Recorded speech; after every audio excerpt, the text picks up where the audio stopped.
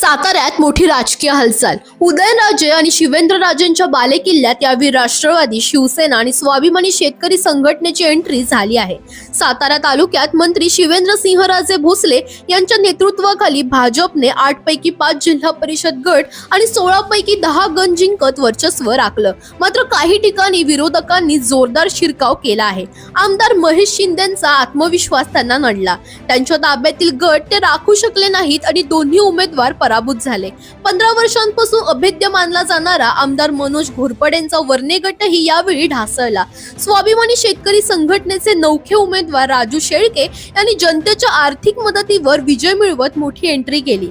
कारी गटात राजू भोसले यांनी मोठ्या मताधिक्याने विजय मिळवला. शेंद्रे गटात दोन्ही राजे गटाची एकजूट दिसून आली आणि पूजा मोरे विजयी झाल्या. लिंब गटात सर्जेराव सावंत यांचा निर्विवाद विजय झाला. नागठाणे गटात अजित साळुंके यांनी अटीतटीच्या लढतीत विजय मिळवला. पंचायत समितीत भाजपने 10 जागा जिंकत सत्ता कायम ठेवली असली तरी राष्ट्रवादीचे 5 आणि शिवसेनेचा 1 सदस्य निवडून आल्याने विरोधकांचं अस्तित्व ठळक झालं आहे. एकूण चित्र असं की वर्चस्व कायम असलं तरी बालेकिल्ल्यात पडलेली ही भेग पुढच्या राजकारणात मोठं समीकरण बदलू शकते.